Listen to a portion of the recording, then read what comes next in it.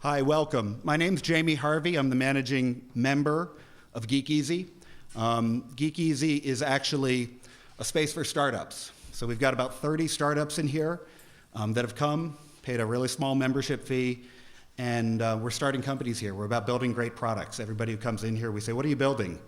And essentially what we do is we help foster each other's dreams. So it's a place where people don't laugh at you when you say, I want to build the next big thing. The way GeekEasy happened was, it was a privilege. When the Gray administration came in, I was asked to essentially go to the community and crowdsource from entrepreneurs what the city could do for entrepreneurs, how we could make it better. And we invited leaders from Virginia and Maryland and in DC and entrepreneurs and VCs. We ran a process through the internet. We had hundreds of people participate, chime in. We baked it down to a couple of recommendations. We brought them to the mayor's office. And I'm really pleased to say we were listened to.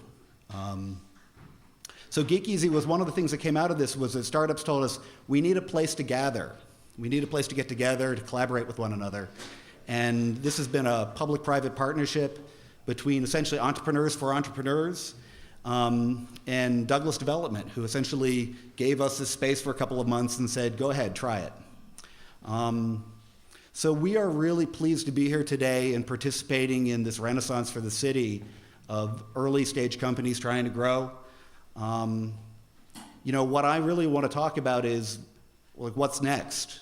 What comes next for companies like GeekEasy, for companies that are in GeekEasy? Because essentially, this isn't enough, right? It's not enough to get companies together and have them thrive.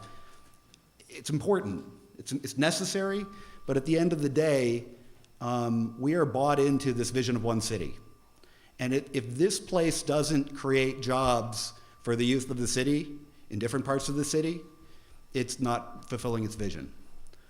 There are kids today that have things that they can bring to bear for early stage companies, and they don't have access. They don't have a path to get there.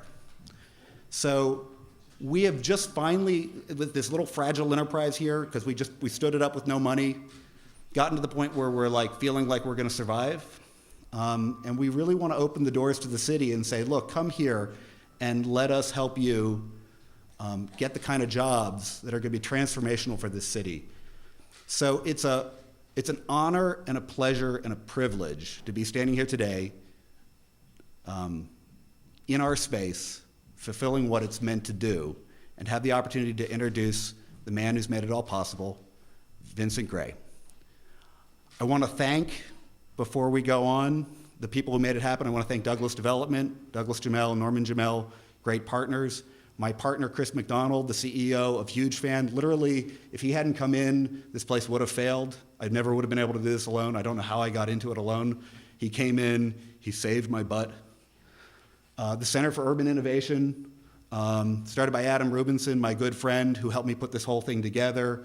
Doug Humphrey from JOS, my great mentor, who's come in here and helped me get this stood up. Startup DC, the Startup America Foundation, Fosterly, Peter Corbett from iStrategy Labs, the people from DemPed, Jennifer Boss, David Zipper. Thank you guys so much. We could not have done this without you. Mr. Mayor, thank you for being here today and supporting us. It's really an honor and a pleasure. Yeah.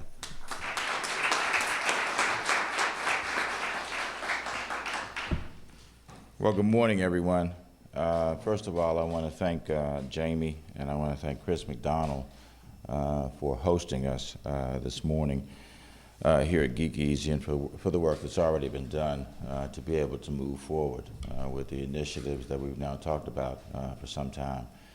I also want to thank Adam Rubinson. Adam has been very involved in the effort to move forward with creating a greater tech concentration here in the city.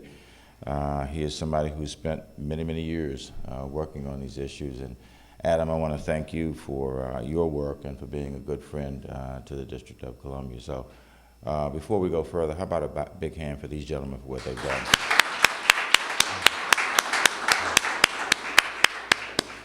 done? Last night, it was last night, right? In the State of the District address, I talked about seizing the future for the District of Columbia, and doing that by diversifying our economy with an emphasis, of course, on what we hope will be a fast-growing technology sector here in the District of Columbia. And that's why we're here at GeekEasy today, to be able to demonstrate what it is that we can do with a real emphasis on this kind of growth in the city. Jamie already talked a little bit about what they do, but here they offer, I think, 24/7 access to offices, to fixed as well as virtual workspaces, which I think is the way of the future, a co-working lounge, and room for events as well. And he talked about the number of startups that they have here.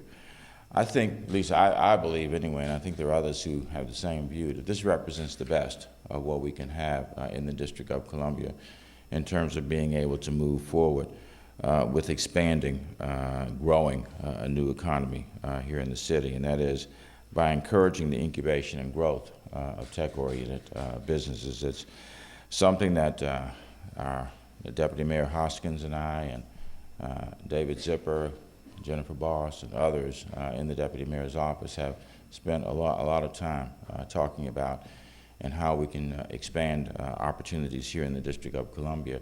And of course, obviously that connects with education in the city as well. You've heard me talk a lot about, as well as others, how we expand our presence in science, technology, engineering, and math, which will prepare increasingly large numbers of our kids for jobs in this sector. And I think also will help kids see a concrete connection between education and what they could do with their futures here in the city, because with so many of our kids, they can't find themselves in education. They can't find their future in education until, for some, it's too late, until they're hopelessly behind academically. We want tech firms, whether they're large or small or whatever size they may be, to come to the District of Columbia, and frankly, we are working actively to be able to achieve that goal, and hopefully that message was clear in the State of the District last night. We believe that the District of Columbia is an attractive place for folks to be able to locate here, and we have a number of ways in which we are communicating that. We think we're a fun, lively city with growing and thriving neighborhoods. And we actually already are now home to clusters of tech companies here in the District of Columbia. The U Street corridor, which is what we're close to now, and Gallery Place, DuPont Circle, and we hope to be elsewhere in the District of Columbia. We have emerging tech cluster neighborhoods on the horizon, as well in other parts of the city, and you heard me talk about St. Elizabeth last night. 172 acres on the east side of Martin Luther King Jr. Avenue that we believe represents a real opportunity to expand our technology presence. We have a variety of other amenities that we believe are attractive to the tech industry. Those who like to bike. I think we have one of the fastest growing bike share programs in the country, and we are working to expand that. I think we now have 18,000 members in our bike share program in the city, and other communities around the District of Columbia, outside the city, in the metropolitan area, are either expanding or developing bike share programs as well. And this is probably the third year for our bike share program. We also, our place is growing in terms of our arts and humanities presence. We have museums and we have other attractions that we believe will bring people to the District of Columbia. And of course, for those who need some financial help, we have a tech incentive program here in the city that we've already used to start to attract and keep people here in the District of Columbia, and we want to continue to grow that. For those of you who don't know, and I mentioned it again last night for probably the 43rd time, we have the most advanced municipal fiber network in the world, a 100 gigabit, and it's not gigabyte, it's gigabit system that we've constructed in the city. It was done by a group of entrepreneurs in Octo within our own government, and we have since about a year ago, we started spreading the capacity around the city. And we actually started, for those of you who may remember, we started right in Barry Farm in Ward 8 in Southeast to make sure that areas that historically have been deprived of these opportunities would be the first to be served. We've increased our tech capacity in the city, our tech employment capacity, by 50% since 2000. We have about 2,000 firms now of varying size. Most of them are very small because, again, you do the math. We have about 22,000 employees. That means that each is probably about 5 to 10 employees. But we also recognize that they can grow and develop. That's why, frankly, the digital alliance that we entered into with Microsoft is so important to us, among many other things, and that is to bring a giant with the stature and reputation of Microsoft to the city. That's essentially saying we're going to increase our presence here. We're going to reach out to children. We're going to reach out to teachers. We're going to reach out and support some of the tech firms that are coming to the District of Columbia. Is a hugely positive statement for us to be able to make about what our commitment is and what our ability will be to grow this sector in the city. And I again want to thank Fred Humphreys and all of those who are associated with Microsoft for entering into this digital alliance with us. I mentioned several companies last night. I mentioned Living Social. I mentioned Fortify, which made the decision back in early December to come into the District of Columbia. They were planning, right, Victor, to locate in Virginia. They were moving from Sterling to closer in to the District of Columbia. But working with our administration, they made the decision to actually move into the District of Columbia and now are located in the 1600 block of K Street Northwest. And the importance of that is, as we talked about with GeekEasy, they also are an incubator and an accelerator. They have, I think, 10 or 12 firms that they're working with. They're bringing them along at this stage. They will be spawned and spun off at a point, and hopefully will work to be able to further proliferate this sector in the District of Columbia. We believe that this will also further attract people to come to live in the District of Columbia, people who are ambitious, people who are educated, people who have expertise, and frankly will choose to send their children to our schools. They, in turn, will become a part of the parent community in the District of Columbia and will work to continue to help us build the city. We see this as an opportunity for economic diversification, which is really crucial to the future of our city and our own local health. You see the peaks and valleys that we experience being so reliant historically on government support. The federal government, for obvious reasons, has a huge presence here in the city. But we now are facing the specter of sequestration with the specter, again, of huge cuts coming next January because of the commitment at the federal level to cut the federal budget. We know that that will disproportionately affect spending here in the District of Columbia. So with that in mind, and with us continuing to try to equip people to be able to get to work, get back to work, or stay at work, it has led us to believe that the only way to do that is not continue to try to adapt to an economy that is mercurial and in some ways serendipitous. It's up to us to really create new ways of securing the future of the District of Columbia. Some refer to us as a company town, and I suppose if you think of the company as the government, there's certainly some truth to that. So in any event, I want to thank Jamie, I want to thank Chris, I want to thank Adam for helping to bring us together today. On the heels of what we talked about last night, we're delighted to be here at GeekEasy. It's a great name. How did you come up with that name?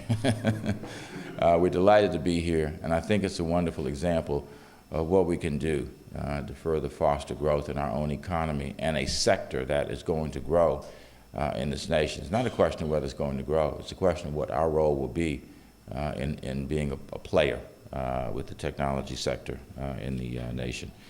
So with that having been said, I talked a little bit last night, too, about our new Export DC program. We've been very fortunate to be funded by the Small Business Administration and the Department of Commerce for what is likely to be the next 3 years to develop capacity The nexus to this and that, of course, is that as we develop capacity in the technology center and the technology arena in the city, it becomes knowledge that we can export to other countries like Brazil, like South Africa, and like the Asian nations that we talked about last night. So with that having been said, I will open it up for questions from the media. Can you tell us anything about what's transpired in the last few days in terms of the current employees who are found to possibly be accepting unemployment checks while they're employed? Has anyone been terminated? Let me do this, Tom. Let me see if people have any questions on the technology issues since we're here, and then I'll come back to that if that's okay. Nikita? How many folks are here now incubated and In this place? Yeah. How many are here, Jamie? We have about 30.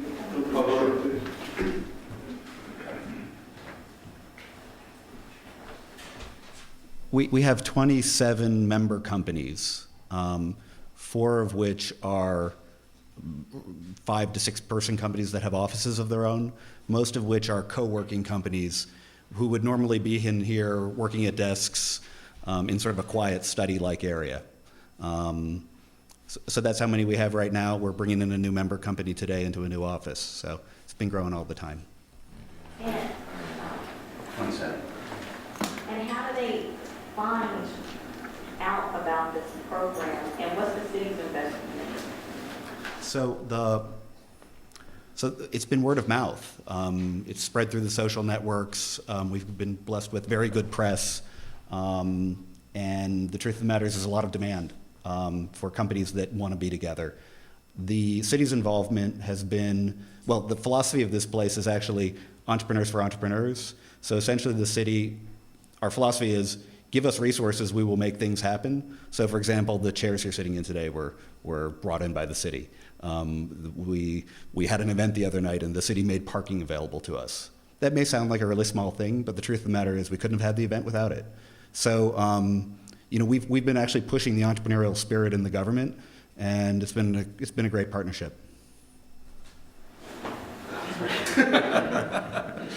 With Fortify, for example, Nikita, we provided them, financial support to be able to move into the city. Again, it's Fortify plus the 10 or 12 companies with them, so a pretty small investment, we think, to be able to secure the future in this arena, to be able to get companies who are moving in, who will pay taxes in the District of Columbia, and who presumably will have employees who live in the city who will pay taxes as well. Alan? Speaking with technology, you mentioned last night your plan to invest $50 million for St. Elizabeth's. Can you elaborate a little bit more on what that $50 million might entail when you're going to make that proposal? Yeah, it'll be in the capital budget, and I want to make that clear. I tried to make that clear last night because we could not invest that kind of money out of our operating budget. We just don't have it. The capital budget obviously is, an arena from which we make investments in physical improvements in the city. I'm going to ask Victor to come up because we've talked about this, but it largely would be infrastructure needs on the east side of the St. Elizabeth's campus.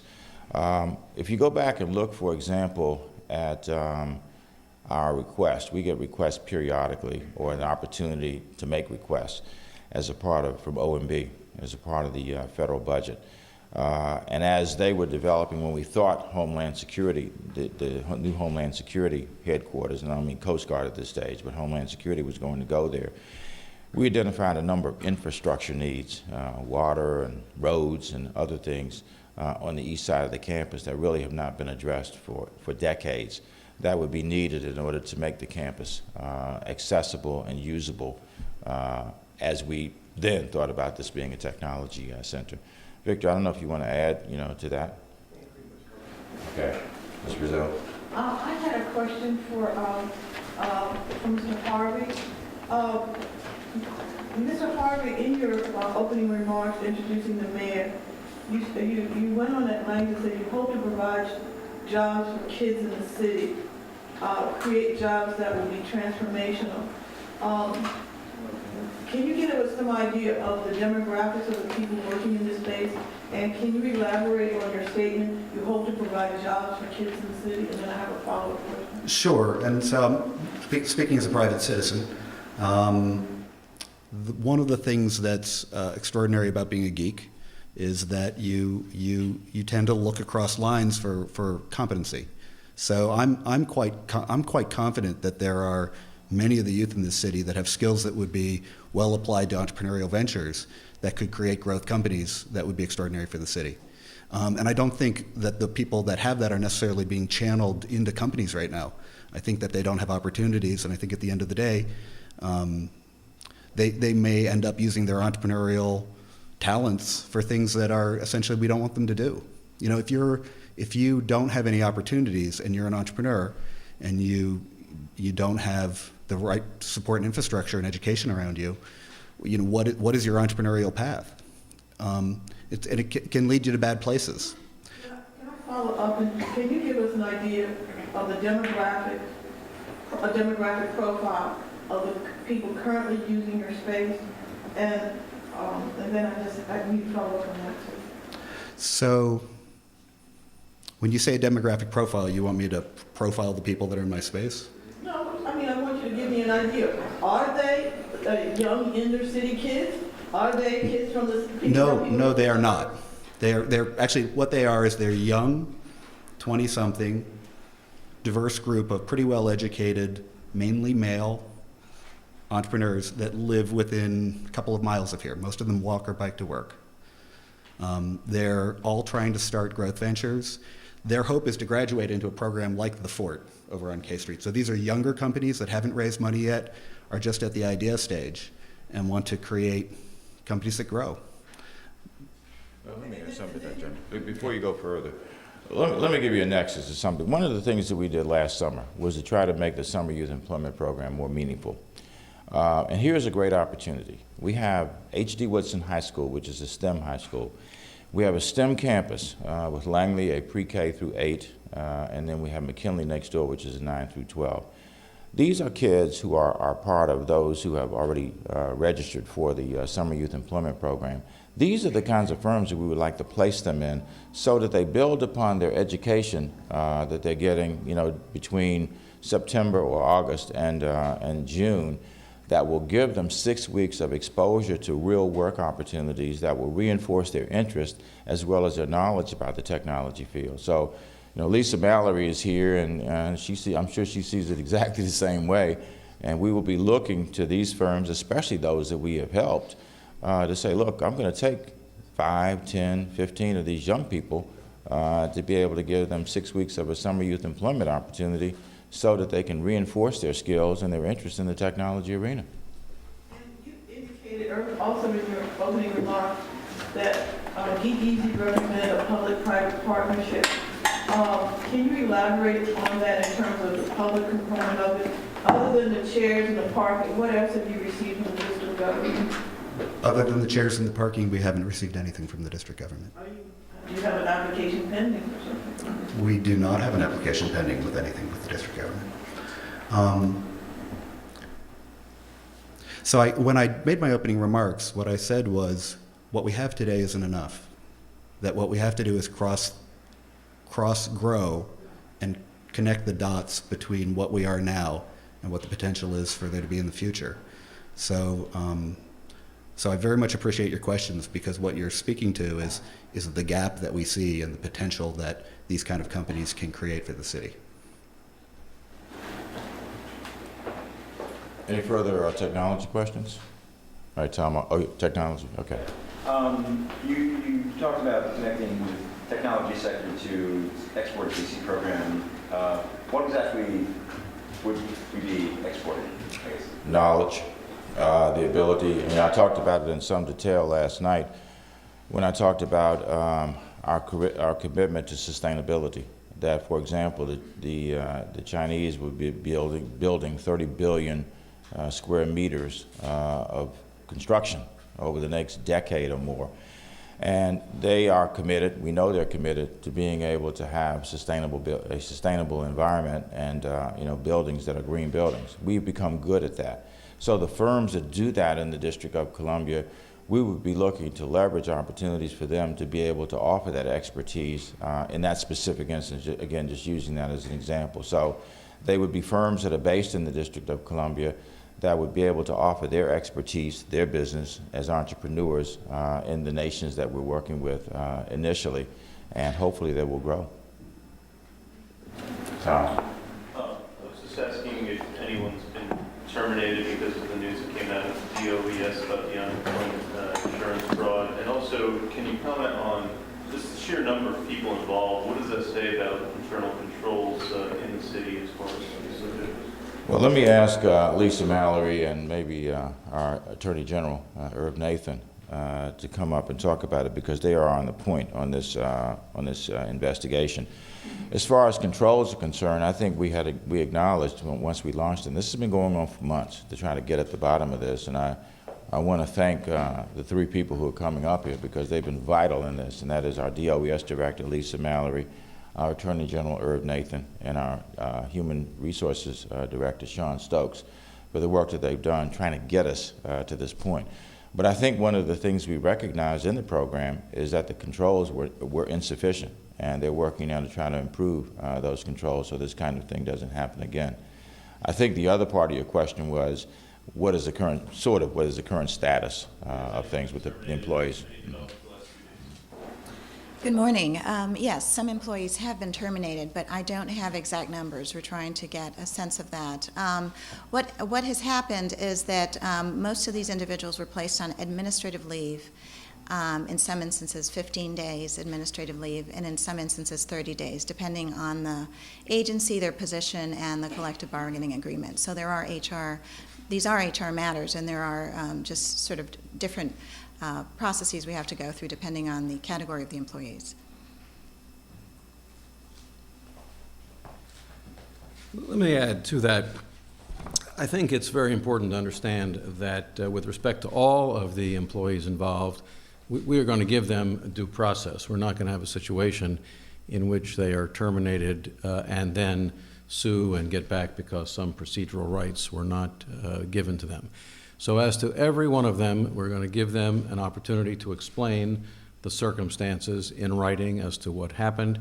As Ms. Mallory said, it may depend a little bit on what their exact status is, whether union, non-union, they have different rights and procedures, but everyone will be given due process. We will evaluate the explanations, and then we will, on an individual basis, decide what is the appropriate course. In every case, we will try to get the money back. We will we'll try to work out negotiations with them. If they can do it voluntarily, that'll be fine. If not, we will sue. And with respect to those that are the most egregious cases, we will definitely refer them to the U.S. Attorney's Office for prosecution. In virtually all the cases, they've had to make some statements to suggest that are false, that say they don't have work or they haven't found work when they in fact have, and that would involve violations of our False Claims Act. I do have to put it in a little pitch here, which is it's a little unfortunate in my view that we have to refer it to the U.S. Attorney's Office. Seems to me, and it was only a couple of years ago that the local Court of Appeals decided that Congress did not intend that the local prosecutors had jurisdiction to handle false claims on criminal matters. We do have it for civil matters, and so we have the opportunity to sue for penalties and for treble damages for false claims, but we don't have the opportunity to prosecute, and it's something I think that Congress needs to address and that we're going to ask Congress to address, to give back the power to the local prosecutor, to the Attorney General's office, to bring these cases as a criminal matter. Yes. Is there any indication that there was a ringleader or somehow these people were connected, or is it just 140 so random people who happened to take advantage of the same lack of oversight? We've asked that question. So far, the indication is that there is no ringleader, there's no collusion. People recognized what they could do, and they unfortunately took advantage of it. But we won't give up looking for that possibility. that there are some advisors who are providing guidance with respect to that. But so far, we don't have evidence of that. Yes, sir. Do you have the correct number of employees that were under investigation? Well, the number that we have been given, that DOS has provided to date, is the 130 and 90 current and 40 former. But that's not to say that there aren't more out there, and I know that they are diligently looking and will determine how many. It could be considerably more. Yes, sir. Can you walk us through how you uncovered this issue? And then I had a follow-up. Well, that would be because DOES, I think, did an excellent job of finding this out, and so I'd ask Ms. Mallory to explain. Thank you. So DOES's position is to really first deter, but then detect and collect. So I want to make sure that it's clear, we don't do the investigations.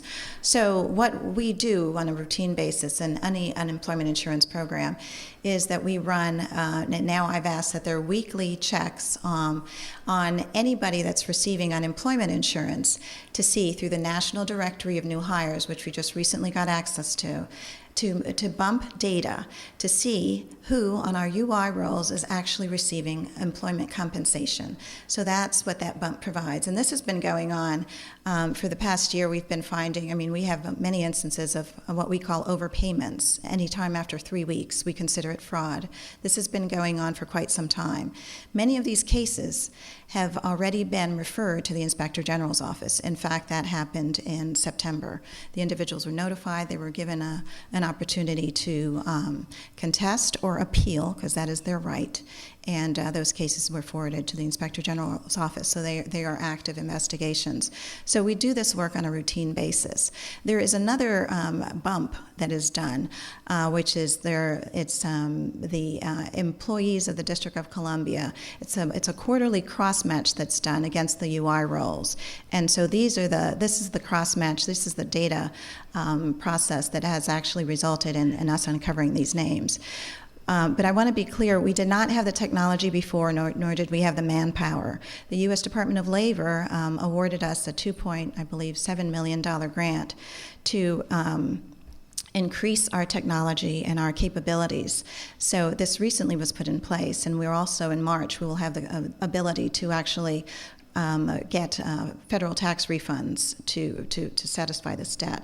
So, this is a work in progress in terms of our technology. We've added more specialists. We have more staff members that are actually working on collecting this data. We just signed an MOU with the Attorney General's office to help them with staffing to address these issues. So these things were already in place as we're getting these numbers. So that's basically the system and how the unemployment insurance program works. So you're bumping data and then you're discovering. Now, we have, through this issue and through the discoveries and the conversations that I've had with Director Stokes and with the Attorney General and with the Inspector General's office, realized that we had some systems. For example, when people come to the District of Columbia as employees, we now have, as part of their entry orientation, a discussion about unemployment insurance. Given the fact that you're hired here today with the district government, you will not get a check for 2 weeks, and in many places you will not get a check for 2 weeks. So that does not mean that you continue to receive unemployment because you are working.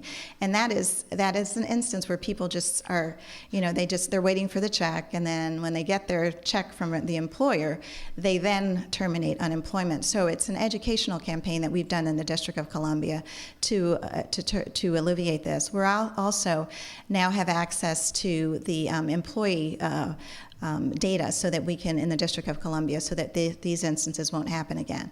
In most of these cases, I want to be clear, these individuals were entitled to unemployment at one point. What happened is they did not get off of unemployment at the appropriate time. So they were on it for whatever reason, and maybe they were laid off, and then they, at that point in time, then they got another job in the district government. They did not get off of unemployment as they should have the moment they became district government employees. Can I follow up on one question? In terms of these cross matches, in addition to making a determination whether or not a person is collecting unemployment insurance, are you also doing cross matches? For example, there has been widely rumored for years that there are people who are full-time DC government employees who have similar full-time jobs someplace else. At the same time, same hours as they're supposed to be full-time DC government employees.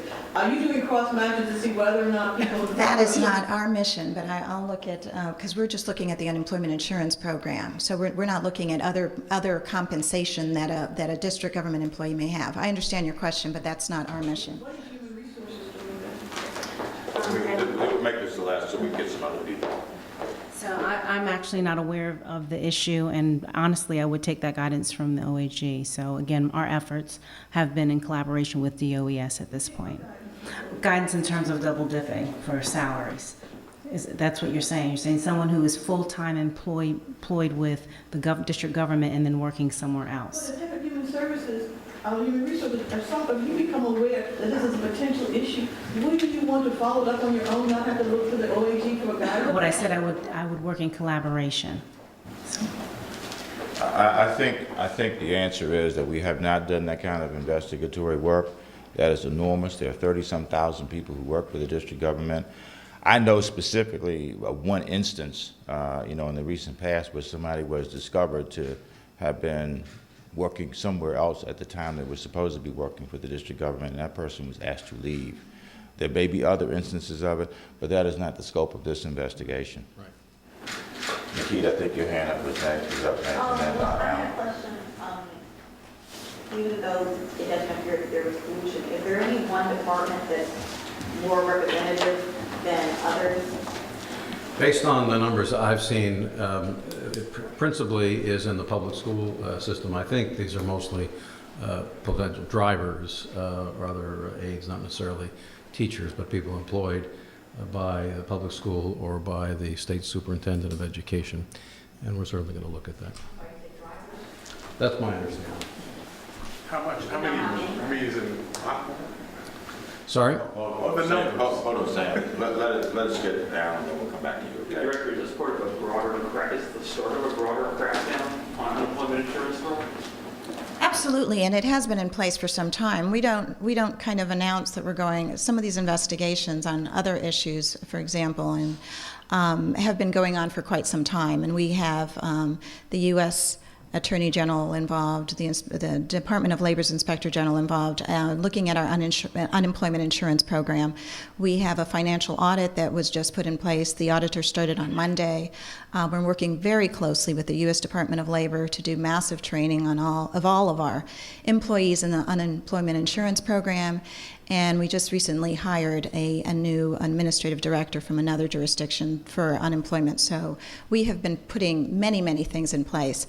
But it is our mandate from the mayor to really focus on waste, fraud, and abuse, and that's what we have been doing. Ms. Mallory, first, go ahead and answer the Attorney General if you can, about how many drivers or whatever. Well, I haven't really analyzed it, but I do see, for example, of the top 10 individuals that have been identified where the amounts seem to go for more than a year. 6 of them are in the public school system, and 2 of them are at UDC. I don't know exactly what their positions are there. This is part of what we're going to investigate and determine. Ms. Mallory, you said they were terminated. How many were terminated? That I said at the onset, some have been terminated, but I'm not sure exactly how many. I'm waiting for that data as we speak. And then finally for me, how widespread is this in non-DC government? It is very widespread. I must tell you that I've received calls from other jurisdictions like New Jersey that have said, they have this problem too. So this is not just unique to the District of Columbia. The unemployment insurance program is a complex program by the Department of Labor's own admission. What we need to make sure is that any time, and we talk and we have the meetings like this where we all get together, and we talk about any patterns that may be going around throughout the country. We talk about things to detect, and so we have all been working on this for quite some time. Other governments. I'm just talking about in the city. I'm sorry. Well, in the city, it's non-government. Non-government is much larger than the challenge that we have in the District of Columbia. How much larger? Well, we do cross matches every week on that instance, and we could find, anywhere from 50 to 60 files every week. It's quite broad, and so we have to go through a process with each one to investigate these cases. Our workload for outside of the district government is quite heavy. You prosecute these cases? We as do. well? We do forward those cases. Now, there are dollar thresholds for those cases. Some of them we have to work with the individual, and they establish a payment plan, and we do that in many instances. Again, they have the right to appeal, and the same rights apply. But we refer many of those to the Inspector General, and also, depending on the dollar amount, also to the U.S. Attorney's Office.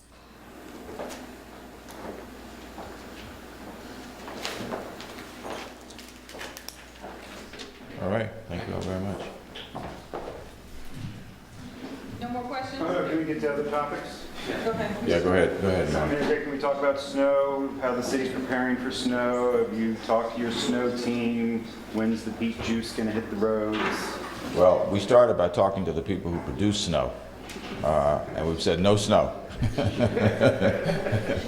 I hope that you are aware of what we did, I think you are, Mark, where we had a simulation at the, I guess it was the World Bank, where we brought a couple hundred people together who have one or another role to play in how we address snow in the District of Columbia, and really went through an entire day of simulating a very heavy snow that was then about to be followed by another heavy snow, much like we had a couple of years ago, to make sure that people were equipped to execute whatever their responsibilities are.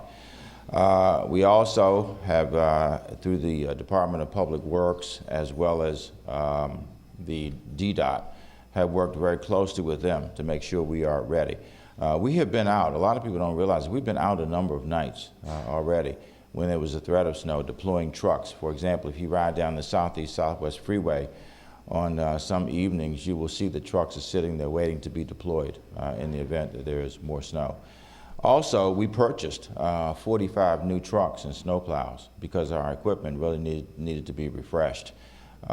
We spent about $4.5 million from our capital budget to make sure that we had that kind of equipment, and we had it on display. Actually, we had a press briefing down in front of the Wilson Building, and we had the new trucks and the plows and whatnot on display there. So we are as prepared as I think we possibly can be for snow. Bob Marsilli, who works in the Department of Public Works under Bill Howland, is the person we call the snow czar, and he is responsible for being on top of this year-round and making sure that all of us are ready to be able to address it.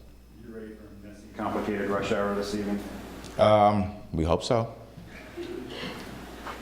We're going to take questions from the media. I know you all have some questions, and why don't I'll talk with you as soon as this is over with. This is a media session, so let me talk with you all as soon as. Wait, would you mind giving us a commitment that you would meet with us in the next few weeks? Well, we're going to make sure that you get a chance. I think your issue is about budget.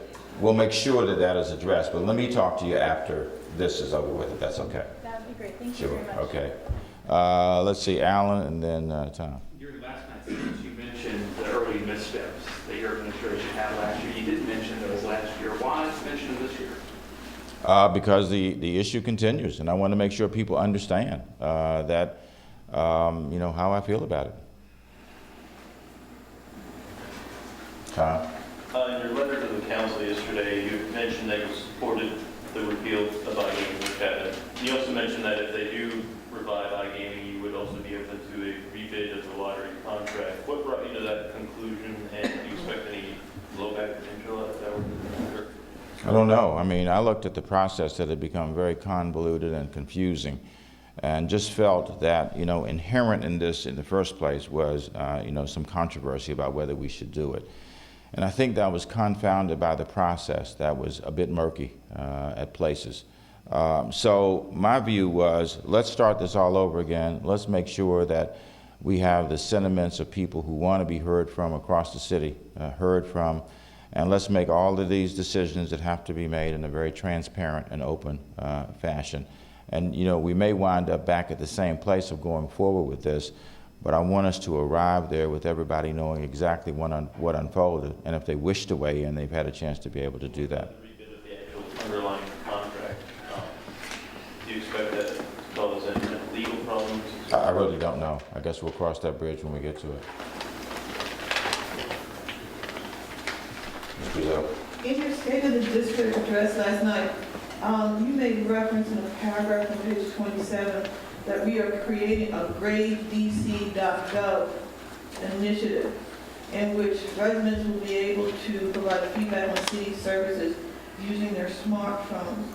And then you went on to say this will be the first in the nation system. Can you elaborate on what this is? Yeah, you delivered that almost as well as I did. Yes, we are looking at giving our residents yet another opportunity in real time to be able to speak to how they view the the functions of agencies being discharged. As citizens interact with our agencies, they'll be able to use their smartphones, and as further technology develops, they'll be able to tweet about it. We've worked with, for example, New Brand Analytics, which actually does this in the private sector. They have a number of customers in the private sector who they work with. And when we went over to talk to them, Victor and myself and others, when we went over to talk to them, it occurred to me when I was sitting there, wouldn't this be wonderful to be able to get this kind of evaluative data about how our agencies work?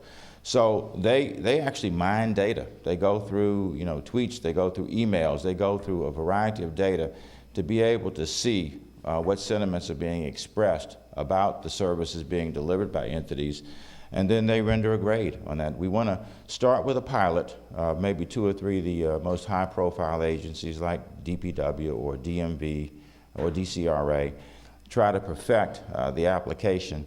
And then once we feel that it's been perfected, we want to expand it beyond that. Does it concern you that if the feedback would be provided through a smartphone, and that not everyone in the District of Columbia or the nation has a smartphone? And I tried to get some numbers last night as regards to the number of smartphones that are out there. While many people might have a cell phone, not everyone has a smartphone.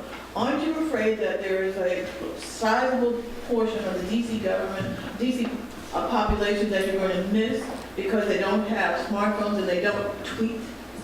Well, right now we're missing 100% of the population. Oh, So no, this will improve. I listened patiently. Okay. This will improve our capacity to understand how people perceive our agencies. And I don't think smartphones are the only way that we will generate the information. We will mine data from tweets and other ways in which people express themselves.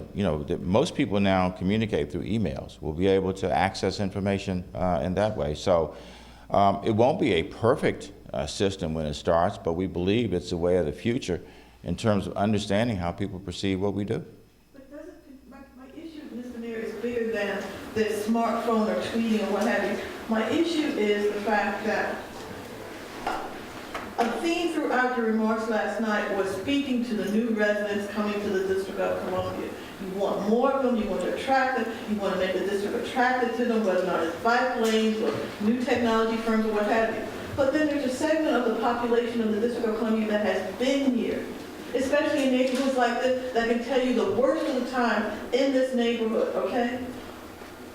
When you talk about the code words, smartphones, what have you, and tweeting, the perception is you're speaking to that segment of the population and leaving a large segment of the population, which may even be older, behind. Are you concerned about that? Of course I'm concerned about it. That's one of the reasons why we're having something on Saturday like a citizen summit, which will bring hundreds of people together to talk about how they view the future of the District of Columbia. And also, I'm not so cynical to believe that the only people who have the facility to use this kind of technology are the new arrivals. We have people who are in the city who are increasingly developing their capacity to use this. That's one of the things we're doing with our children in our schools. That's why we have STEM schools, to teach our kids how to use this. That's why we want our kids to have the opportunity to work in firms like GeekEasy during the summer so they can develop their facility.